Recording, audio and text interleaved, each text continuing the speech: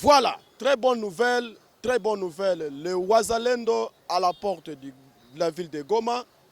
Le Wazalendo, récupération de territoire à Calais, précisément à Kavumu, Nyengezi, Nyentende. Le M23 bloqué, Kabila coincé, la Sienko bloqué. Merci beaucoup, Bande. On appelle Spino Bambo Temingebele, Biscanyo Subozoko Landangai. Beau s'abonner massivement, beau partager, beau commenter, puis beau actualiser toutes les actualités. Toye le 19 avril 2025. Naeko Pesabino, actualité en Mboka Nabiso pendant toute la semaine. Semaine oyo mobimba, ba action ni salemi, ba réaction ni salemi, mokonja mboka komi wapi, tozo kende wapi. Yangwana bande kunangai na sengi bino merci, bo s'abonner massivement, bo partager, bo laguer, et puis na pesbino, bambo tebiskanyo sobozo kolandangai partout au monde entier. Na yangwana, toko solana bino makambo ebele situation diplomatique, front militaire, toko solana makambo susu politique. De façon que ndenge mboka na biso ezo meme na biso tozo kende mena na mena virage ya suka par rapport à que lokola mena les États-Unis d'Amérique, la Belgique, ils ont pris la décision que esengeli que lokola mena Rwanda n'a pas respecté résolution 2773. RDF n'est pas respecté résolution 2773.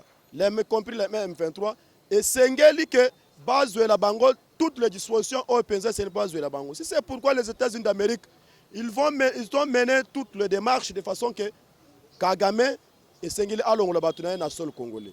Le M23 et Sengeli Alongo na sol congolais. Yangoana, l'envoyé spécial des États-Unis d'Amérique, Moussa de Balos, a aussi s'est prononcé par rapport à que suite à la situation, il y a un enjeu de l'air, un enjeu de géopolitique au PNZ entre les États-Unis d'Amérique avec la RDC. Par rapport maintenant à la situation géopolitique, les États-Unis d'Amérique sont très déterminés par rapport à Sengeli cette fois-ci, Bazwa Makamo maintenant na Maboko. Yango wana nde bomoni maintenant minitoyo, les États-Unis d'Amérique sont déjà déterminés, sont déjà position. La première position est que Rwanda de 1 et Sengeli a respecté la résolution 2773. De 2, le RDF et Sengeli balongwa na sol congolais à l'immédiat. De 3, le M23 et Sengeli balongwa bakende ko déposer ba arme na bango bakende na processus ya Nairobi. Yango wana bande konangai nde eloko yo ezo memela ke Rwanda lokola zo koyoka te. Rwanda akomi na balie na bazo pesa mutu makasi. Yango wana nde momoni mena Kagame avec l'air de titesse na ye. Auti ko se prononcer. Lokola les États-Unis ba sanctionner biso pe photo sanctionner les États-Unis d'Amérique. Kagame okoko te. Oyeba ke eza suka na yo. Oyeba ke eza suka na yo. Puisque obomi mingi na Congo. Obomi mingi 30 ans. Eza mukete, eza ebele. Obomi mingi plus de 16 millions à 17 millions de population congolaise au pesa bomomi. Bana mike ba mikolo et tout consort. Obomi mingi. Yango wana bomoy na mitoyo, les États-Unis ils ont pris maintenant la décision. Ils ont pris bien la décision. Par rapport que lokola mena bazuna la décision. Balobino Rwanda Sengeli alongo na sol congolais. Le RDF M23, il faut pas dégager sol congolais. Ce qui ba kolongwate. Ni ngwana bomo les États-Unis, ils ont peine à faire sortir résolution 38. Qui dit résolution 38? Résolution 38 c'est-à-dire Sengeli toke na front militaire. Pour être bon moyen ko suki semena Kagame. Maintenant, le Kagame a senti que à présent, on a commis des gens en insécurité. Kagame a commis qu'on se retire maintenant avec les États américains. Kagame a le bilan et Sengeli to sanctionné les Américains par rapport à Ndenge, bah aussi qu'on sanctionné biso. Et Sengeli to longola bango puisque toka ta relation avec les Américains. Ozalaki na bangot, osakanaki, okotaki na ba multinationales. Au salé moyen si akosala ozui ba société ba bandi ko pesa ba arbe au bandi ko boma bandi ko piller les minéraux. Maintenant c'est ça le moment ya ka le sous ko piller les sous minéraux. C'est pourquoi na minute bomoni que Kagame a commis déjà na souka. Par rapport que les enjeux politiques sont que le président Félix c'est un président à produire puisque il y a un président où il a que toute l'étendue à 145 territoires. Le gouvernement Kinshasa est à contrôler Yango. Batu baïba qui peut être fait na Grand Katanga. Maintenant, personne qui est na Grand Katanga. Mais à Salima Kambouaminen. Maintenant, les loyaux. Kagame Lokola maintenant a tchaki que l'insécurité est là toute partout à l'étendue de notre pays. Maintenant, cette fois-ci, maintenant, on va coincer Kagame.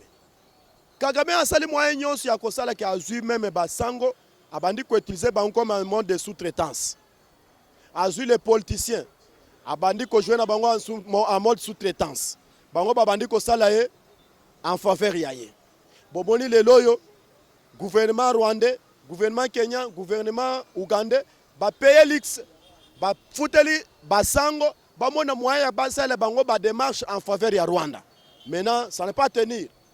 Maintenant, les loyaux, maintenant, Kagame a commis déjà la souka. Si c'est pourquoi les États-Unis pèsent déjà position. Et puis, réaffirmer pour un soutien indéfectible pour notre pays ici. De façon que sécuriser toute l'étendue de notre pays. Yangwana, na minute oy, les États-Unis ont pris maintenant la décision. Donald Trump a de faire sortir l'ordonnance qui permettra que les troupes militaires américaines on peut savoir que les troupes militaires américaines Black Quarter. Le Black Quarter est les troupes américaines de façon que Bakita à l'immédiat dans le sol congolais. Bamona moyen ya ko déboulonner système ya M23, système ya RDF. Si c'est pourquoi les troupes américaines vont arriver ici. Dans quelques jours, les troupes américaines vont arriver ici. Puisque front il faut qu'il n'y ait pas front militaire. Bolobi est belé, Tonobaki est belé. Le processus, tous les deux processus. Processus à Nairobi, processus à Luanda. Il y a une résolution fait 773. Rwanda n'a jamais toujours respecté ça. Il y a une mesure que les États-Unis ont pris les mesures et c'est un front militaire. C'est ça maintenant le front militaire. Maintenant les troupes américaines vont venir ici à l'immédiat avec l'intervention. Depuis le moment où avec les États-Unis d'Amérique, maintenant l'ordonnance. Le gouvernement américain anti. De façon que toutes les forces américaines, il faut que ça la haut. Maintenant, il faut déployer à l'étendue est de la RDC. Il faut que na Grand Katanga. Il faut que Zala mena Kinshasa. De façon que mon moyen que la coalition avec les FARDC, avec le Wazalène, il moyen de traquer maintenant les RDF, de traquer tous les terroristes, de traquer tous les M23 AFC. Yangwana Kabila, tu es sûr que au kozali susu moyen que au mona moyen ko gérer mboka oete. Oui ba bien Kabila, mokolo naweza mkono ya suka. Mikono nayo comme déjà na suka. Oko kangama soit bakuboma yo. Si c'est pourquoi bande communique sur le plan diplomatique, que le président Félix a maintenant d'une façon que tous maintenant les gagnants. Les Américains ont pris maintenant la décision. Il y a maintenant leur force et dans la sol congolaise. Il y a un militaire américain qui je vous dis la vérité. Si c'est pourquoi moi que partout, Kagame a comme déjà Kobang. Kagame a commis déjà na suka. Puisque bande ko boy ba Kagame a commis déjà na suka. Azal sous na réserve té. Kagame a commis na suka. Tant que moni Kagame a commis na niveau que non et sengeli to rompre relations diplomatiques avec les Américains. A moni que na mikolo to que na koto penza et ko simba li sous té. Maintenant maintenant on lobby qu'il faut pas sanctionner les États-Unis d'Amérique. Sanctionner les États-Unis d'Amérique. Au moins maintenant il y a sanctionner bomona bako kangayo. Yangwana ndeko nangai bo s'abonner massivement. Bo s'abonner massivement, bo partager et puis bo commenter. Si c'est pourquoi bomona minute même ba Ougandais ils sont vidés notre sol. Bazalaki na COP ya baya komona moyen ko déstabiliser la RDC. Baya ki na COP bamona moyen ko déstabiliser Ituri, bamona moyen ko déstabiliser Kisangani. Maintenant ça ne pas tenir. Bravo au gouverneur militaire Luboyanka Chama avec toute votre équipe. De façon que ndenge bo garder maintenant confiance, bo pèse maintenant loyauté à travers le commandant suprême. Yango wana bo mona minute oyo ndekola ba Uganda ba visa ki kisangani. Ba visa ki ke ba mona ko déstabiliser nanu Ituri. Maintenant ba kuta pesa mukua na mukua. Ngomba na ngomba ba kuta na ngomba. Mwana Museveni a lobby trop sur le compte, son compte Twitter contre la République démocratique du Congo. Comment ça fait-il que les Ougandais, nous avons les relations diplomatiques avec les Ougandais? Bah, Ougandais, même coopération bilatérale avec coopération militaire, conjointe IPDF, Shuja. Bena bango baye d'une façon que ba mona moyen qu'on favoriser en faveur ya Barwandais. Tant peu ba moni que dans katina bango bazana réserve té. Et Sengeli bango baya ko renforcer en coulisses. Yangwana monaki les Ougandais étaient venus à Kisangani avec agenda caché au pesa baya kinango. Maintenant cet agenda là toye ko mona yango ke ezalaki ke ba mona moya ko déstabiliser Kisangani. Maintenant les loyo ba Ougandais ba bimi ya kobata ma sans pour autant même ko la rabiso te. Zonga les sous na onani. Yewana zongit. Muozi yewana zongi. Azon kuti ya kobata manano alobi ata eloko moko te. Oyeba ke Congo ekotika toujours ya ba Congolais. Congo ndeza bo ekotika la jamais ko se diviser te. Kaka ndenge prophète Kimbango alobaki. Le Congo restera indivisible jusqu'à génération en génération. Combien de fois au pesa bokei libanda bokei ko luka par quel moyen Congo est à la diviser? Jamais et ko se diviser te. Nous avons 450 ethnies, 4 langues nationaux. Bisonyo tokotika ka bomoko. Congo ekotikala jamais ko se diviser. Génération en génération. Loko la bino vanda ko luka ke bomona moyen ke bo se balkaniser. Bo balkaniser Congo. Bo continue ba démarche partout par-ci par-là. Et simbité. Basango bakoti kutu na démarche au pacte social. Pacte social wana ndezalaki en faveur ya Rwanda. Démarche wana vanda ko ça de façon que ba lever ba sanction en faveur ya Rwanda. Ça c'est quel Senko SCC catholique. Pourquoi l'église catholique est partout dans les pays africains? Et ça là quand même à table démarche contre le gouvernement. Quand l'église catholique est à Congo.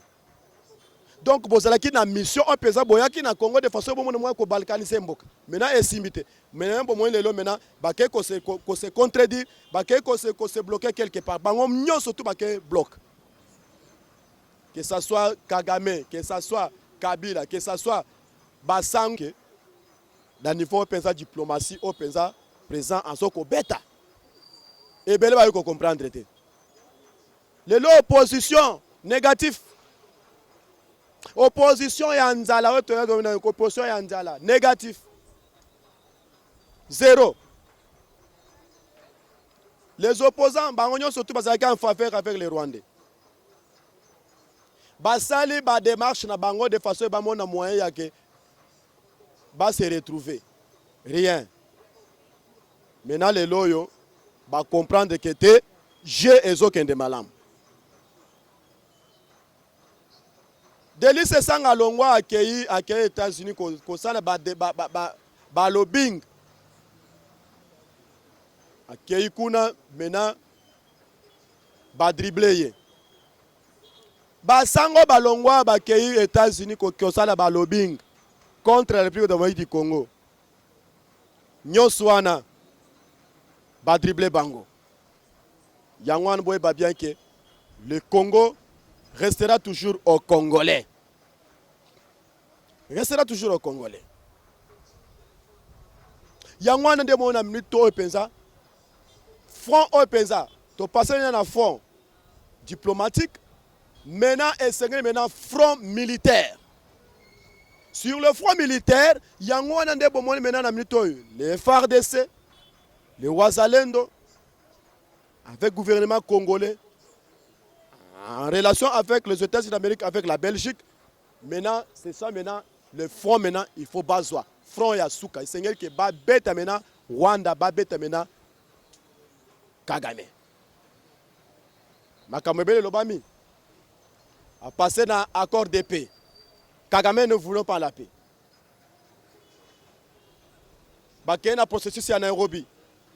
Kagame ne voulait pas aller déposer les armes. Maintenant, il y a un processus de résolution 2773 du Conseil des Nations Unies. Kagame ne voulait pas. Ne voulait pas se retirer. Maintenant, le Conseil va PC à se retirer. Maintenant, il va que si au cas où il ne se retire pas, nous allons appliquer chapitre 7. Il y a un moment, les États-Unis ont appliqué maintenant résolution 38. Et les affronts militaires, il y a qu'à frapper. Il y a un moment maintenant, Donald Trump a mis maintenant l'ordonnance. Il y a que tous les militaires de bataillon Black Quarter et Sengeleba qui ta Awa na RDC, bah mon moyen de traquer maintenant le RDF, le M23 et tous les réseaux et démantèlement de terroristes dans notre pays. Et ça est sengoté. Et ça est sengo. Il y a un des anciens biscuits zali vétérans du pays maboko makas vétérans du gouvernement congolais bazo qui maintenant lui-même de façon que cette fois-ci population bassin maintenant frappe maintenant. Et Sengeli frappe. Yango wana to pesibino merci beaucoup. Donc il y a un deuxième point. Kabila ne comprenne pas. Kabila ne comprenne pas. Azongeli sous na Goma. Oye ba bien que Kabila eza mikolo na ya suka. Oye ba bien que o eza Congo. D'ailleurs, on peut expliquer aux Congolais par rapport à l'identité na yo. Première identité na yo. Du côté congolais, du côté rwandais. Deuxième chose, Kabila. Et Sengeli yo au trahir Mboka. Par rapport aux alaki président, au dirigé pendant 18 ans. Maintenant, les loyaux, aux zongi na terrorisme, au commis rebelle, Kabila, au prétaki serment devant la population congolaise. Nzambe a témoin. Au tchaki maboko na likolo. Au lobby na prêté serment devant Dieu. Même ba ange bazalaki ba témoin. Population congolaise bazalaki ba témoin. Au lobby que sécuriser la population congolaise. En tout et pour tout. Maintenant, les loyaux Kabila ont commis maintenant terroristes. Au trahir Mboka te. Au violer la constitution te. Au violer la constitution. Soni, hein? Au penser Soni makasi. Les loyaux ont perquisitionné ndaku na na 18e rue. Soit une à 8e 18e rue. Bazu plusieurs ballons. Il y a des indices militaires. Des armes belé bomba mam kikuna. Les lois se retrouvent maintenant à Kingakati. Les lois se retrouvent maintenant à Kingakati. Mitu kezoko bimana biloko. Mitu kezoko bimana biloko. Chaque jour, depuis ba kota maintenant Kingakati, mitu kezoko tena ezo bimana biloko. Ba ke ba trouver maintenant usine moko ya fabrication d'armes na kati ya Kingakati.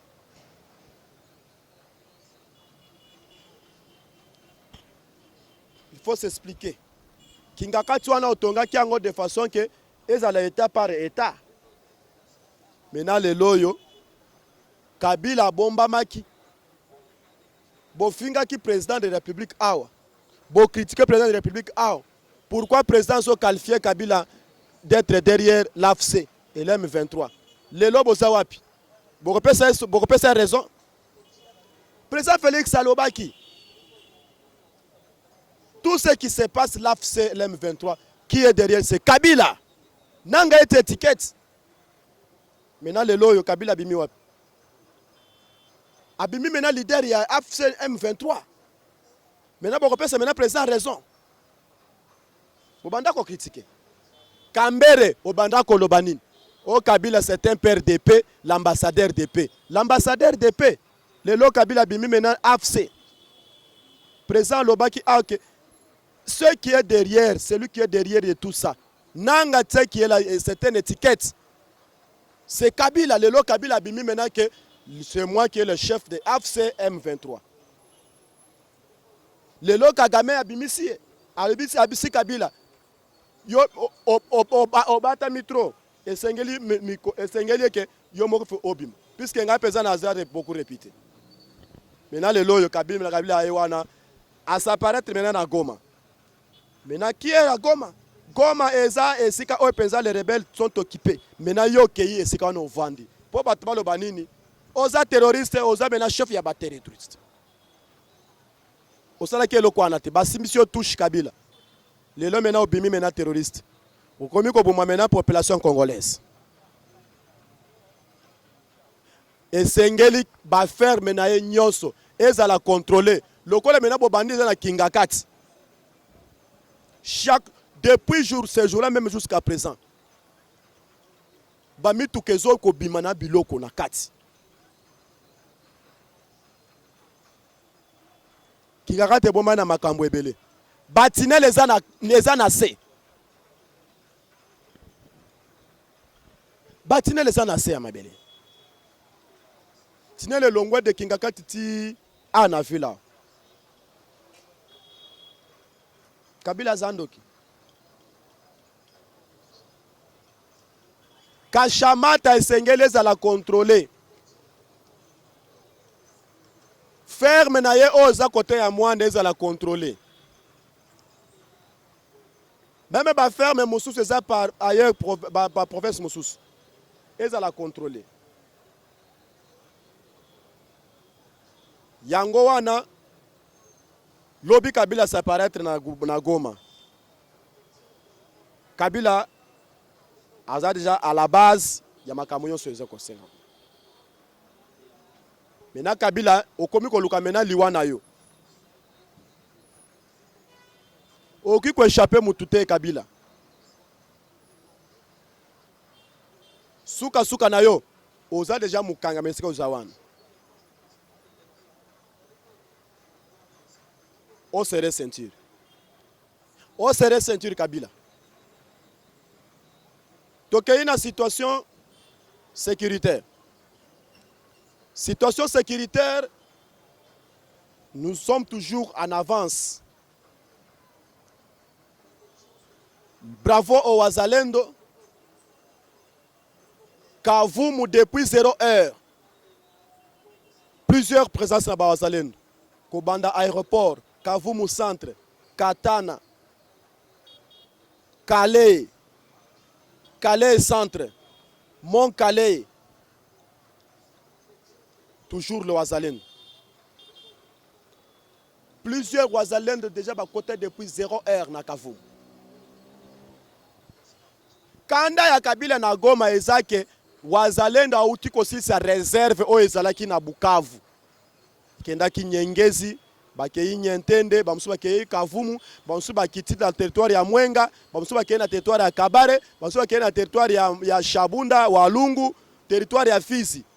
Maintenant ba Wazalendo ba utiko fongola plusieurs fronts na niveau ya Sud Kivu. Kobanda au plateau ya Minembwe dans le Fizi. Moyen plateau. Na Kamanyola na Ngomo na niveau ya Luvingu. Nyonso wana Wazalendo bafongola ki plusieurs fronts. Ba utiko neutraliser plusieurs M23. Ba utiko tumbana 3 jeep na bango. Na mikolo yo bazo sub ko capturer te bazo neutraliser, toujours neutralisation. Ya ba M23. Yangwana nde unasengi ke ba tozana penza avancée significatif. Il y a plusieurs villages où les Wazalendo doivent récupérer. Plusieurs groupements et plusieurs ravitaillements. Et si on peut dire côte à côte, Wazalendo doit kangi yango. Les lots maintenant les pygmées, ils sont en train de faire la coalition avec les Wazalendo. Dans le mont Kivu, na Minitoyo, ils sont se déployés partout dans des forêts. Côté na kati ya parc Virunga, parc Kauzibiega. Ils sont traqués les bandi ko traquer maintenant ba ADF, bazo traquer ba ADF na lou, bazo traquer ba M23 même le RDF. Bravo au Wazalendo au niveau ya Goma. Depuis 21h. Deuxième fois, il y a quoi attaquer maintenant tout aux alentours de Goma. Par rapport à entrée, arrivée à Kabila, na niveau ya Goma. Maintenant, Bawazalo na Minitoyo, ils sont en train de mener maintenant de façon que Bakota na Goma. Maintenant, depuis 21h, Bazaï tout autour aux alentours de Goma. Niragongo et Zapembe na Goma. Depuis 21h, détonation de l'arme lourde et l'arme légère. Na Minitoyo, ils sont bien déterminés. Ba M23 effectif na bango tikali muke. Tikali muke. Yangwa na bislo que sur le plan de franc militaire. Autre pesant tozo ke nango. Yangwa na ndebo monike na niveau ya Fizi. Na cité ya Minembwe. Tunanero azoyo kana lisusuté. Ba uti ko neutraliser ba kotitina ba base na bango de formation au pesa ba recruter plus ba nouveau recrut ba M23 tuinanero ba uti ko neutraliser bango ebele na Kamanyolo ils sont en train de faire l'oiseau pour avancer ba récupérer tout mobimba Kamanyolo nyoso na mobimba yangwana bomoni na minito les wazalendo même sont lancés même leur message bango balobi c'est le fait. Pour Nabiso, ça ne concerne pas. Le vrai cessez-le-feu, c'est-à-dire que quand nous voyons les M23, les RDF, ballonné dans le sol congolais, on est d'accord. Mais tant que les M23, les RDF persistent au sol congolais, là maintenant, on continue avec eux. De façon tout le monde a moyen de frapper Bango. Nde prise Yasuke Tikali, front militaire. Prise Yasuka, front militaire. Yangwana, les Américains sont bien déterminés. D'ailleurs, ils sont en train de compliquer tous les 2-3 pays pour appuyer Rwanda. Pologne, France et Luxembourg. Bango batie ba paré na bango, les États-Unis allez ba placer pe ba paré na bango. Belgique peut placer pe ba paré na bango. Yangwana basé sur la information té.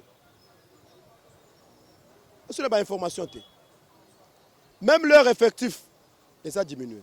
Bolanda ba poison rwandais ba l'armée numérique rwandaise, ils sont en train de mentir dans les réseaux sociaux. Aux 16 000 réserves, aux 16 000 en renfort. Et kota kiwa. Mone vous a lukuta. Banamito basé na confusion. Basé na difficulté. Leurs troupes sont impayées.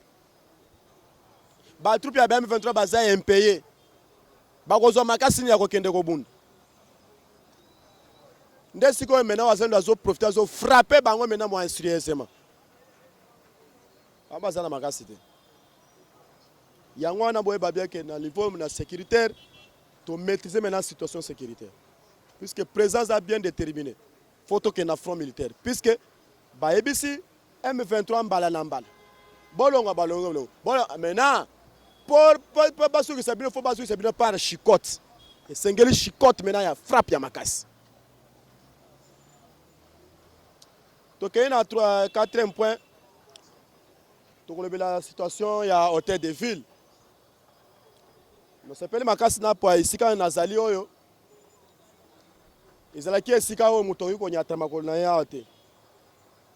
Mais grâce à gouverneur Bumba quand même tozo féliciter pour na ba moi misala zoko sala. Quand même. Maintenant, la population va constater, depuis au côté qui maintenant dans le gouvernorat, beaucoup qui mi balek, gouverneur et vice-gouverneur. Maintenant, au souvent bazo mona kaka Bumba, ba mona vice-gouverneur te. Vice-gouverneur azalaka ye wapi? Amona nakate. Asalaka tout asalaka te. Bo sungana. Fobo sungana. Tobanda komona Ngobila na Giral Mulumba. Babanda ko sungana makasi. Oya azui na directif mosusu, oya super directif mosusu, oya azana objectif mosusu, azana objectif mosusu, bango nyonso tu ba yeko kutana. Et ça là qui bongo. Maintenant cette fois-ci, depuis Bokotaki, population va constater le fils que Bumba sur le terrain. Maintenant vice-gouverneur Moussa na Yozawapi. Osa la te. Ozo salate. Malgré tout, moi, misala monani ya maassainissement tout consort Bumba. Maintenant, tout le monde ba moi signification et mati. Maintenant, vice-gouverneur ce qui dit yeli. Tozo mona Bumba, to mona Bumba. Même na radio pasaka ko tupete. Opesa. To banda ko mona Gérald Mulumba, encourager vice-gouverneur, encourager. Basaki na Gentili Ngobila, ba banda ko travailler, banda ko sungana. Maintenant yo depuis Okota, depuis Bapona ki yo, to mona musana yo sala raté. Collaboration ça. Comme si il n'y a pas de collaboration. Comme si collaboration est ça. Maintenant, c'est qu'on peut dire on a rompu.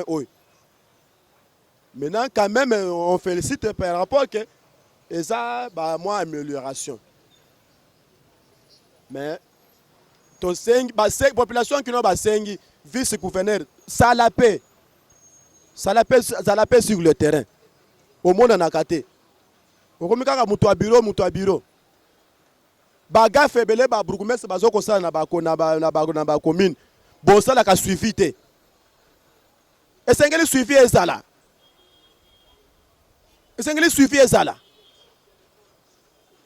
Problème ya assainissement.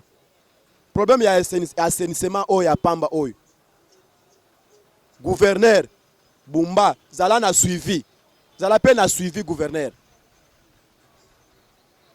Comment ça veut dire que l'assainissement est donc structure moko ya l'État.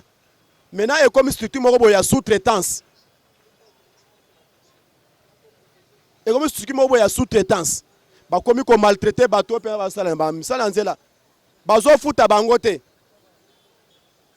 Muto azo perdre pongi na ye toute la journée, toute la nuit, à chaque jour. Tokoma mokola ya kofuta na ye bazo futa bangote. Bazo kata bango ba moko kata bango bambongo. Mbongo wana bazo ke nango wapi. Gouverneur za la peine à suivi. Vice gouverneur za la peine boza peine à suivi, boza peine musala, boza peine à suivi. Tout ça qu'on ba information, tout ça ba information. Lokole biso za ba penser sango. Musa biso to pensaka sango. To comme ça ka message pana. Suivi esengeli na assainissement. Assainissement ça pona balabala te. Faut ça tina bakati ya ba quartier. Ba bourgmestre boza peu sérieux. Yangwana gouverneur zala na suivi. Problème ya assainissement. Zala na suivi no problème d'assainissement. Ba travailler bazo futa bango ne ba sengelité. Bazo ko maltraiter bango, bazo ko kata bango bambongo, bazo ko sala nyonso bazo sala. Kitoko te. Eza kitoko te. Kaka hôtel de ville za na mbongo ebele. Maintenant bino bazo imposer ba travailler, ba somba ba athlète, ba somba ba combo, bango moko ba somba ba cantine. Tant que hôtel de ville ça na mbongo ebele. Maintenant comment c'est que eza structure ya l'état et sengeli bo somba biloko wana bo pesa bato baba na mosala busala. Maintenant ba komi ko imposer que muto mi sombe la combo, muto mi sombe la cantine, muto mi sombe la nyonso wana. Et ça la magawapi. Tant que komi mokolo paiement bazo kata bango bambongo. Tozo kata 4 dimanche. 4 dimanche basala gâté. Bon, quand tu as 4 dimanches, bon, 4 dimanches, on est qu'un wapi. Basengi, zalapen a suivi. Suivi et sengeli zal. Problème, il y a bas sinistré. Et sengeli bon enregistré, bah vrai sinistré. Et sengeli bon enregistré, bah vrai sinistré. Selon bah source au pesant aux huit.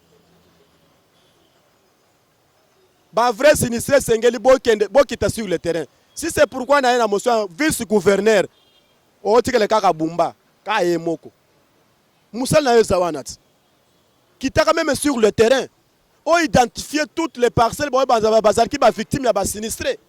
Pour boyer babakole mapango. Maintenant, on peut avoir information selon Bassissé Bazana Kati à Stata Raphaël. Ce sont les faux sinistrés. Ce sont les faux sinistrés. Et Sengeli Bozo les vrais sinistrés. Bokena lopango boyebake oyeba kolo lopango azanani bozui kombo nae kolo lopango azanani bozui kombo nae ozana ba combien de locataires maintenant ba onyo surtout ba yekuna selon source pesa information tozui suivi Sengeli ezala et comme cop kuna atoyi kozala cop bo fongola miso gouverneur fongola miso yo moko kita sur le terrain. Même vice-gouverneur, Moussa na Yangouana. Moussa Yangouana. Qui était sur le terrain, identifier toutes les parcelles, identifier tout bateau qui est victime ya sinistré. Maintenant, et comme il cop sur 100%, 15% vrai sinistré. Ce sont les faux sinistrés. Est-ce que kitaki na ba parcelle ba tu boy bazaki sinistré pour yeba ke ko lupango azawapi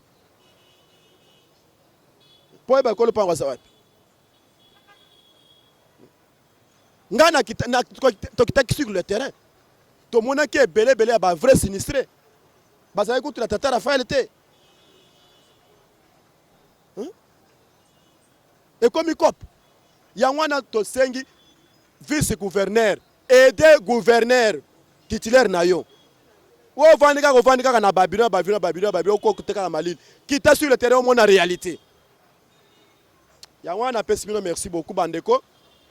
Bon partager, bon s'abonner massivement, bon partager, bon laguer et puis bon commenter. Na Pessimino numéro en contact. Il y a WhatsApp 0994 98 04 40. 0994 98 0440. Benganga pena bengayo, partager, s'abonner massivement, bon partager massivement. Yangwana na pesibino merci mingi. Mokolo lundi, tukoya na bino ko mona liso, ko ya ko pesa bino ba actualité mususu. Jeudi et vrai merci.